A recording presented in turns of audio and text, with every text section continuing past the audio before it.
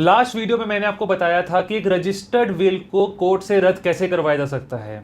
और supreme court का case जो मैंने उस वीडियो में डिस्कस किया था, उसमें उस विल को इसलिए रद्द किया था सुप्रीम कोर्ट ने क्योंकि जो विटनेसेस की स्टेटमेंट थी वो कॉन्ट्राडिक्टरी थी। साथ में जो टेस्टेटर जिसने विल बनाई थी, लास्ट डेट में वो जिसके साथ रहती थी सारी विल उसके नाम लिख गई।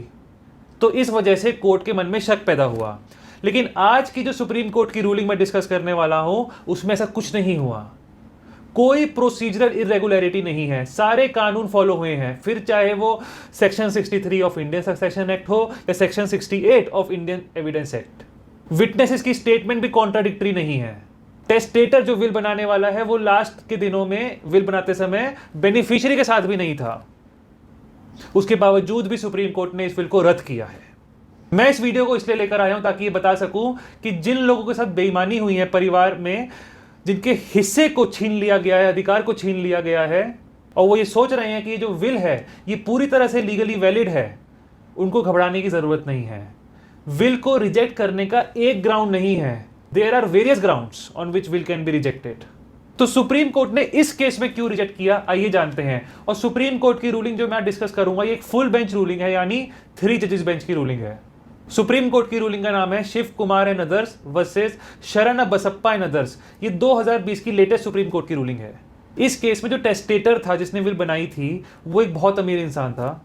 उसके वेरियस बिजनेसेस थे, एक कॉलेज की गवर्निंग बॉडी में चेयरमैन था, 2 ट्रस्ट थे, वेरियस लैंड्स थी, उल्टा 4 एकड़ लैंड तो एक मंदिर को डोनेट कर दिया। तो आप समझ ही सकते हैं कितनी अमीर होंगे वो। उनकी एक वाइफ है और कोई बच्चा जिंदा नहीं है, मतलब बचपन में ही सबकी डेथ हो गई थी। तो ये वाइफ के साथ गाड़ी से एक शादी में जा रहे थे, रास्ते में ही इनकी कार का एक्सीडेंट हुआ और ये इनकी वाइफ दोनों की डेथ हो गई।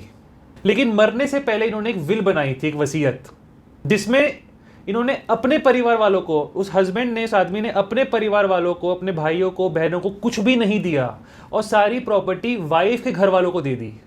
तो ये कोर्ट में डिस्प्यूट गया। डिस्प्यूट इसलिए हुआ क्योंकि अगर ये विल नहीं होती या किसी तरह से विल को रद्द करवा दिया जाए तो सेक्शन 8 हिंदू सक्सेशन एक्ट के तहत ये सारी प्रॉपर्टी हस्बैंड के घर वालों को मिलेगी। लेकिन ये डिस्प्यूट इतना इजी नहीं था।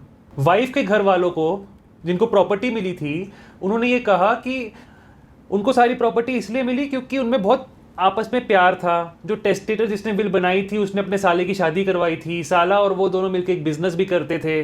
साले के बच्चों को वो अपने घर में बचपन से बड़ा किया है, they have brought up in that family, आपस में सब रहते थे। दूसरी बात, अपने फैमिली को उन्होंने इसलिए नहीं दिया क्योंकि जब से बंटवारा हुआ था, उनकी फैमिली में पार्टीशन हुआ था, तब से आपस में कोई प्यार था नहीं, उनमें बनती भी नहीं थी। तीसरी बात, जो विल है उन्होंने उसको एक सील्ड पैक में डाला था टेस्टेटर ने, और वो सील्ड पैक को अपने वकील को दिया था। और अपने उस वकील ने एक स्वामी जी के सामने, एक एक्स पर्सन है स्वामी जी जो कोर्ट के सामने कभी आए नहीं, स्वामी जी के सामने वो विल खोली थी और इन स्वामी जी को अपना गुरु मानते थे वो टेस्टेटर जिसने विल बनाई थी, इसीलिए इस विल को माना जाना चाहिए। दूसरी तरफ जो हस्बैंड के घर वाले थे उनका ये कहना था कि ये सारी बातें गलत है। जहाँ तक बात है टेस्टेटर का बहुत प्यार था वाइफ के घर वालों से, तो ऐसा नहीं है, उनके आपस में बिल्कुल नहीं बनती थी, बैड रिलेशंस थे। जहाँ तक बात है वो साथ में बिजनेस करते थे, तो ऐसा भी नहीं है, दोनों की दुकानें एकदम अलग अलग थी। जहाँ तक बात है साथ में रहते थे या बचपन से साथ में रखा, ये बात भी गलत है। वाइफ के घर वाले एक रेंटेड हाउस में रहते थे। और जहाँ तक बात है कि कोई प्यार मोहब्बत नहीं था हस्बैंड और घर वालों में, तो ये बात भी गलत है क्योंकि हस्बैंड के जो अंतिम संस्कार था वो भी हस्बैंड के घर वालों ने किया था, ऐसा कहना था हस्बैंड के घर वालों का। साथ में हस्बैंड के घर वालों ने उस विल में बहुत बड़ी गलतियां भी दिखाई कोर्ट को। जैसे एक विल है लेकिन जो सिग्नेचर्स हुए विल पे वो अलग अलग पेन से हुए हैं, पहले फाउंटेन पेन से हुए हैं, फिर बॉल पेन से हुए हैं, तो हाउ इज दिस पॉसिबल। दूसरी बात, एक विल है अलग अलग कागज यूज हुए हैं, 3 डिफरेंट तरह के कागज है, एक वाइट है, ग्रीन है और एक कोई और कलर है। फिर विल की शुरुआत में लिखा है कि ये मैं विल इसलिए बना रहा हूं क्योंकि there may be too many accidents in life, और फैक्ट ये था कि वो आदमी एक्सीडेंट से ही मरा। फिर एक बात और थी कि विल या तो एक पेज पे एक प्रिंट हो या फिर आगे पीछे प्रिंटेड हो, बोथ साइड हो। लेकिन इस विल में कोई पेज पे तो सिर्फ आगे आगे प्रिंट था फ्रंट साइड पे, और किसी पेज पे बोथ साइड प्रिंटिंग थी। तो ये भी एक बहुत डाउटफुल सिचुएशन दिखाई कोर्ट को। पहले ये केस गया ट्रायल कोर्ट के सामने। ट्रायल कोर्ट ने कहा कि वो तो सिर्फ कानून को देखेंगे, सारे कानून को फॉलो किया गया है, विटनेसेस ने एक तरह की स्टेटमेंट दी है, कोई भी तरह की डिस्क्रिपेंसी है नहीं। जहां तक बात है ये सस्पिशियस सर्कमस्टेंसेस की, डिफरेंट पेन यूज किए हैं, तो एक विटनेस ने कहा कि फाउंटेन पेन खराब हो गया था इसलिए बॉल पेन से कर दिया। कोर्ट ने बोला क्या दिक्कत है। जहां तक बात है कि डिफरेंट कागज यूज हुए हैं, तो कोर्ट ने कहा जिसने प्रिंट किया होगा उस पर अलग अलग कागज होंगे, तो उसमें भी कोई दिक्कत नहीं है।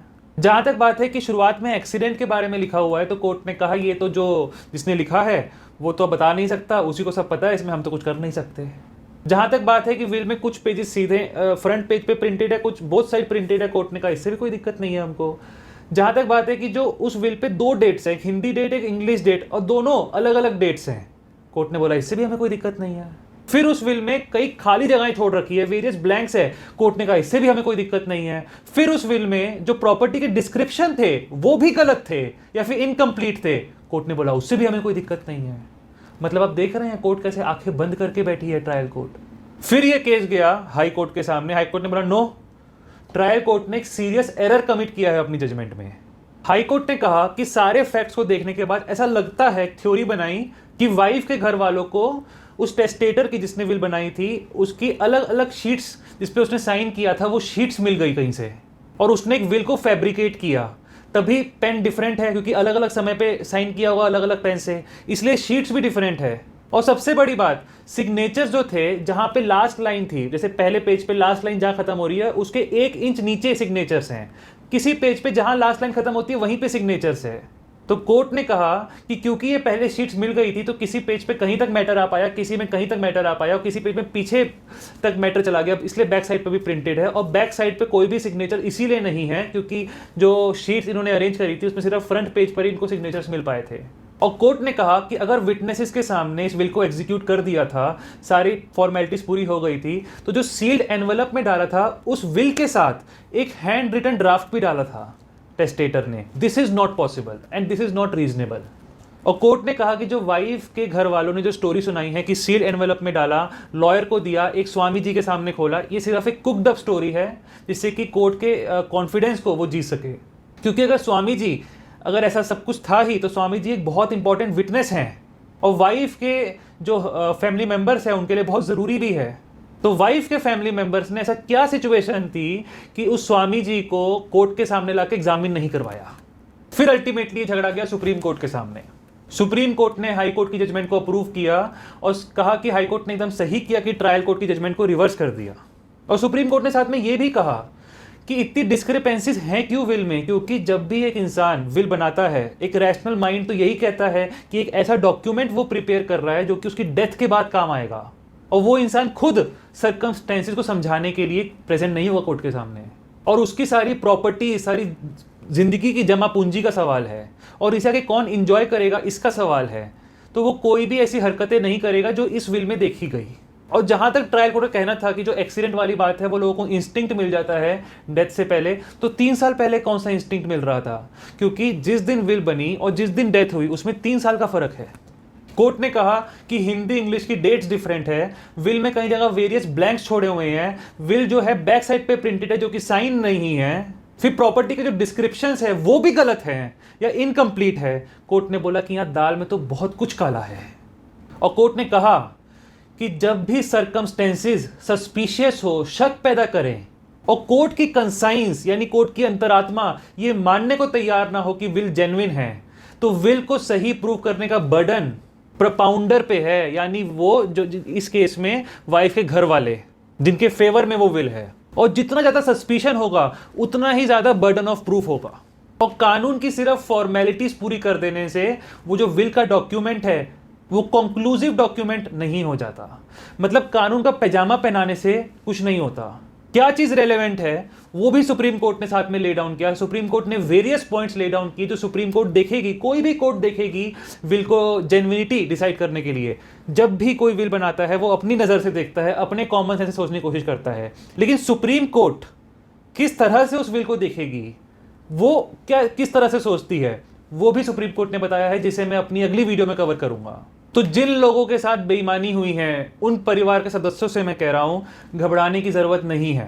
एक समझदार वकील से कंसल्ट करिए, उसको अपनी विल दिखाइए कि कैसे उसमें एक ऐसा सस्पिशियस ग्राउंड निकल सके ताकि वो विल रद्द करवाई जा सके कोर्ट से, ताकि आपको आपका अधिकार मिल सके। दूसरी बात, एक सवाल है जो मैं आपसे पूछना चाहता हूं कि आपको क्या लगता है ऐसा क्यों हो रहा है आज के समाज में, इतनी परिवार में इतनी बेईमानी क्यों बढ़ गई है कि लोग किसी और का हिस्सा खाना चाहते हैं, किसी और का अधिकार छीनना चाहते हैं, बुजुर्ग लोगों की मजबूरी का फायदा उठाना चाहते हैं। आपको क्या लगता है सोसाइटी में ऐसे एग्जाम्पल्स क्यों बढ़ते जा रहे हैं? तो आप अपनी राय इस पॉइंट पे ज़रूर बताइएगा कमेंट बॉक्स में, मैं उन्हें ज़रूर पढ़ूंगा। तो फिर मिलते हैं आने वाली वीडियो में, तब तक के लिए इजाज़त चाहूँगा। बहुत बहुत धन्यवाद।